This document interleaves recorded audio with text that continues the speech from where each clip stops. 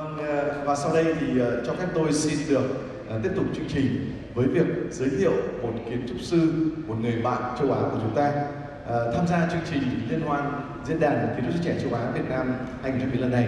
Chúng tôi có sự hiện diện của rất nhiều các kiến trúc sư quốc tế, và trong panel 1 của chúng ta thì cho phép tôi xin được trân trọng giới thiệu kiến trúc sư Qhawarizmi Bin Norhisham đến từ Hội Kiến trúc sư Malaysia.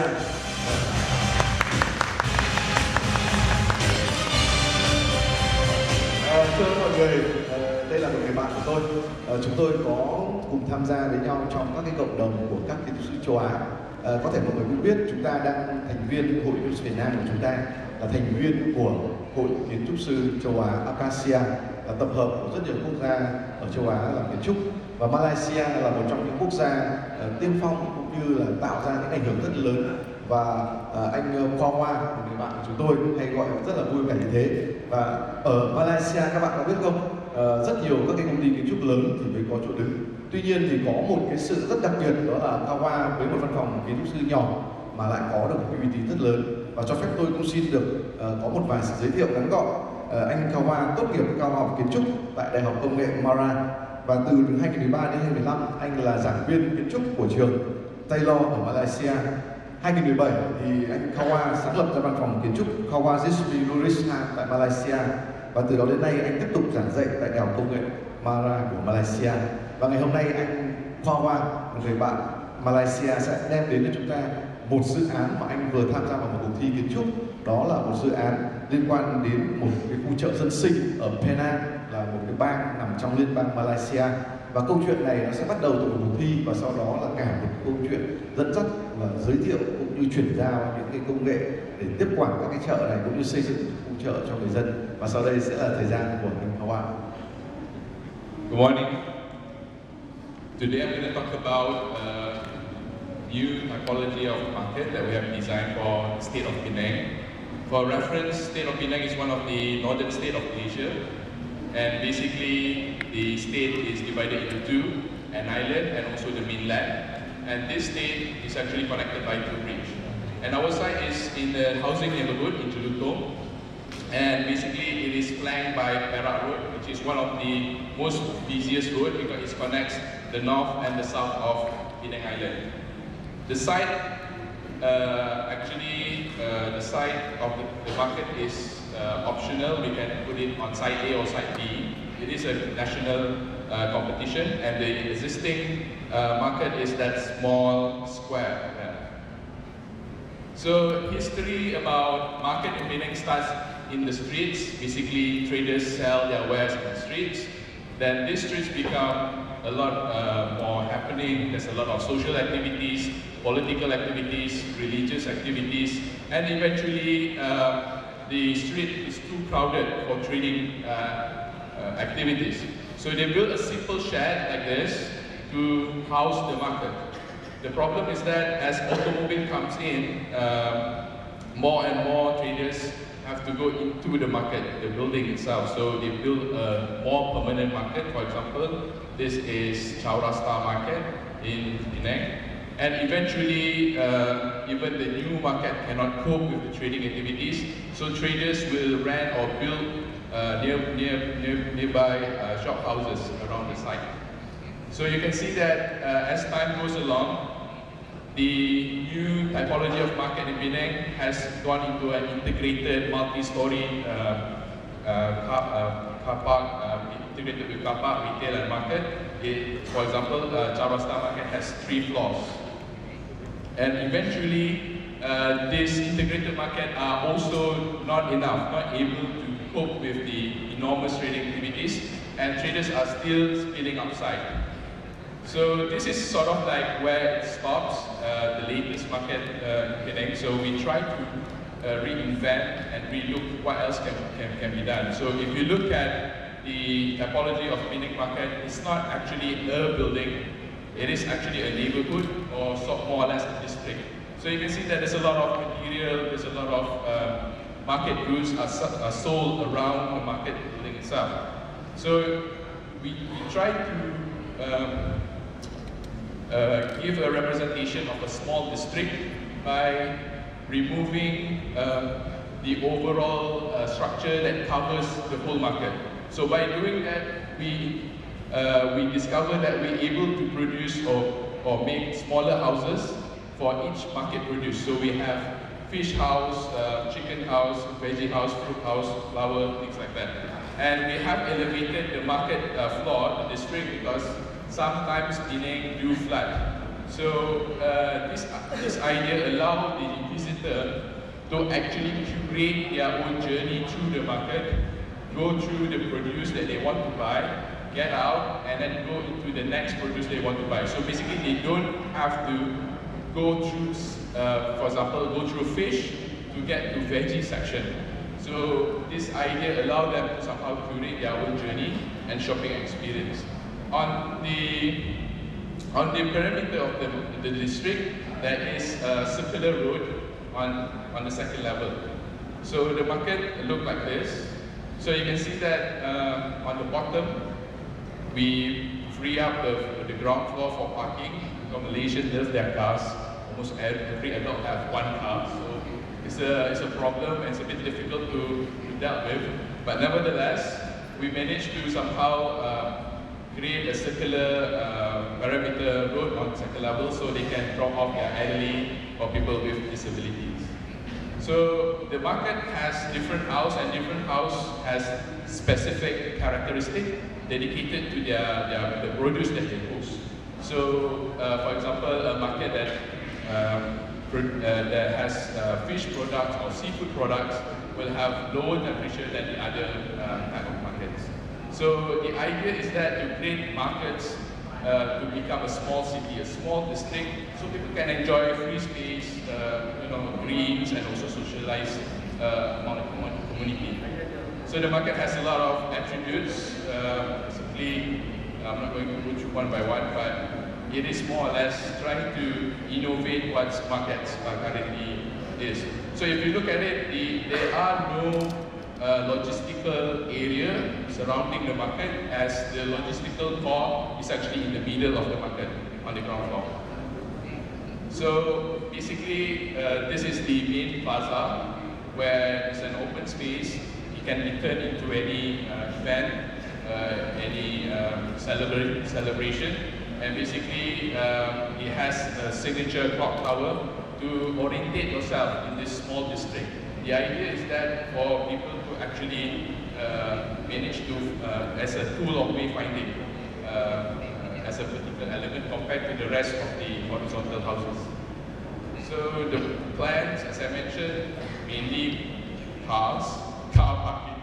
Unfortunately, is a reality we have to deal with. Also, we have some bus depot, and then this is the logistic core where all the produce going to be unloaded and be brought to the individual market. So this is just a zoom in. So there will be no logistic activity happening around the market, keeping the market clean and inviting. The second floor is mainly retail, general goods retail, and then the top floor is the markets and also the community hall. So you can see that the markets have their individual characteristics, and also we try to make it fair for traders. We make sure that every lane is a front lane, so there's no such thing as secondary lane that allow people to build price and whatnot. So this is the roof plan, and we go into sections. You can see that the market is on the topmost floor, allow for natural lighting and natural ventilation. Unlike normal market, usually they are on the ground. So you can see that the house can have their own individual performance, environment performance, according to the needs of the produce that they house. And basically, the market is actually also have 100 food stalls and also 200 market stalls. And this is the logistic core, which is double volume and also lighted from the skyline above. And basically, the logistic core is actually directly under the plaza. So this is the competition jury, and we won first prize.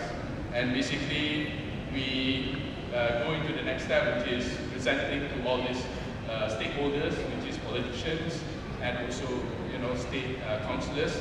So this is the mayor, the chief minister of Penang, president, former president, member of state assembly, member of parliament, and things like that.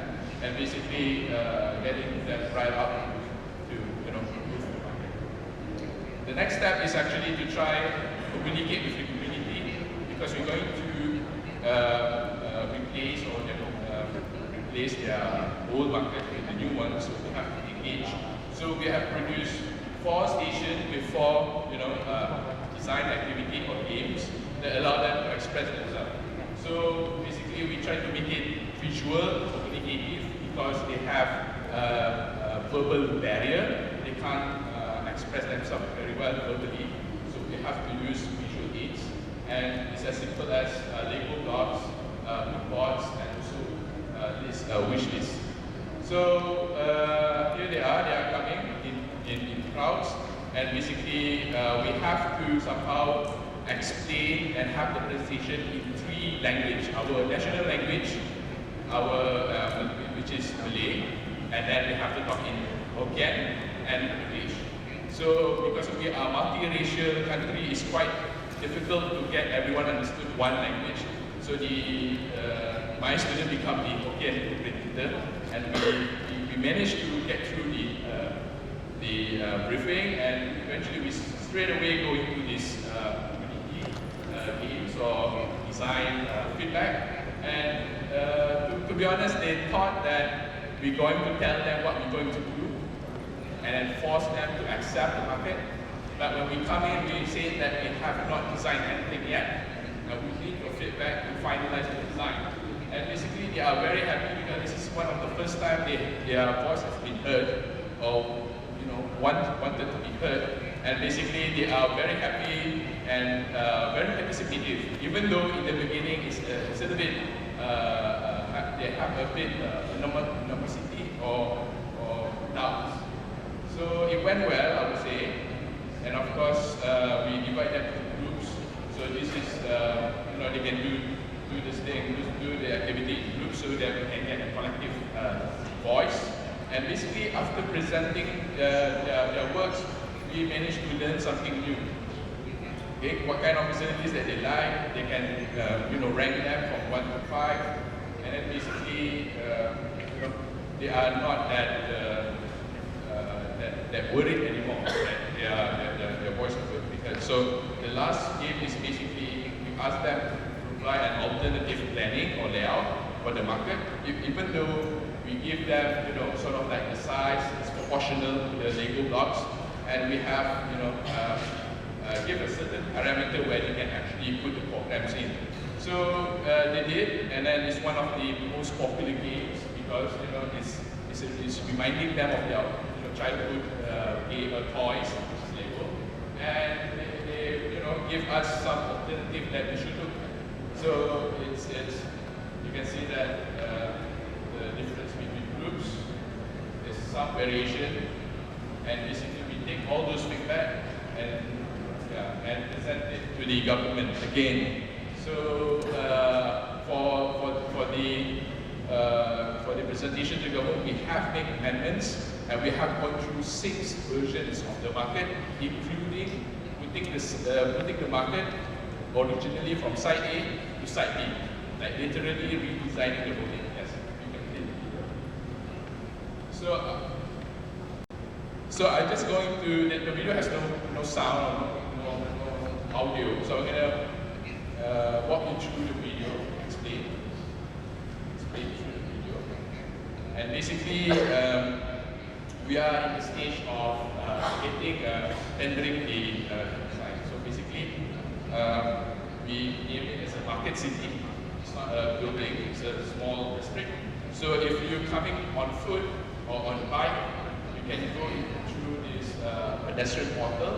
And of course, we have a step plaza for disabled people or people to socialize and meet before they went to the actual market. And this step plaza is not this step plaza is designed to somehow cover the garbage house is underneath it. So it's not like we intentionally wants to, make it sort of pyramid. So if you go up, you can go through the escalators and of course the plaza, the staircase. And when you are here, you have the choice to either go to the first floor or directly to the second floor, which is the market floor. And on the market floor, you will enter into a sort of playground or gardens. And you can see that all cars are on the ground floor, but we have this parameter road on the second floor. So if you are driving, you can go directly up. We try to design this more like an airport departure and arrival concept, to say.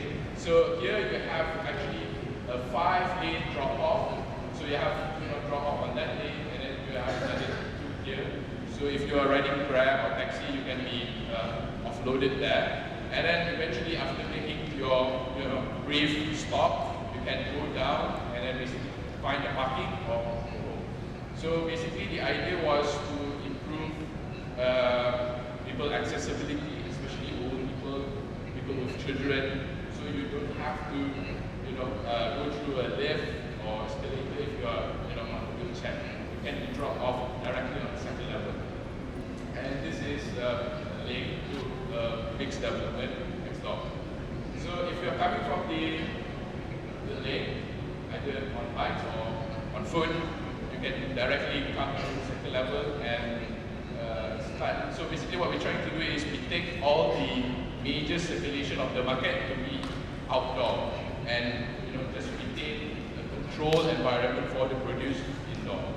And basically, if you look at the circulation, it is actually playing another role at night when the market is not open. So this becomes a public boulevard with a public plaza, and of course with a clock tower as a means of navigation in this small town.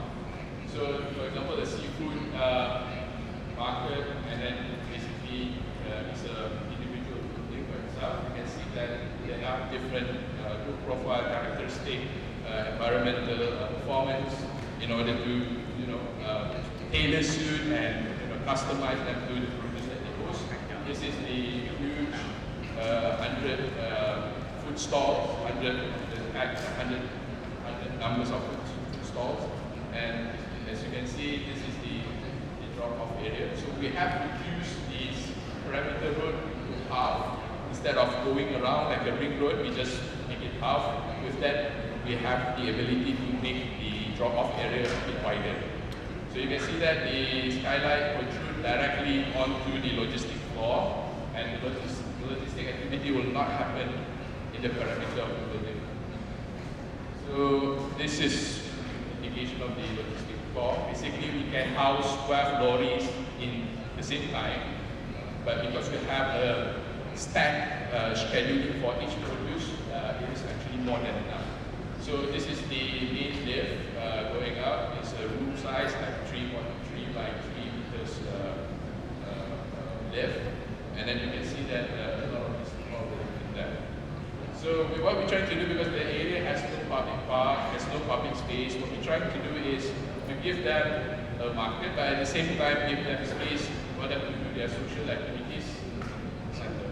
So it's not really a market, it's a hybrid building that do a lot of things, because the problem with market, especially in Malaysia, is only open up until 11, then the rest of the night will not. And of course we have toilets, house of worship area, baby room and stuff like that. And also for disabled people, main bathroom for disabled people. Will be connected to future apartments, so that the podium of that apartment will connect directly to the market, so the people in the new apartment can come to the market without going to the street. And of course bicycle and motorcycle parking, car parking, and we have 5 temples on the parallel of the sites. We have to replace the temples that are in the current site, and basically what we're trying to do is to ensure that they have the ability to host festival by closing down 1 or 2 streets in the market. fairly straightforward. And the market will open 24/7. We have a rotational activities around the market. And we welcome you in maybe, I don't know, 5 years' time to come and visit the market in Penang. Thank you.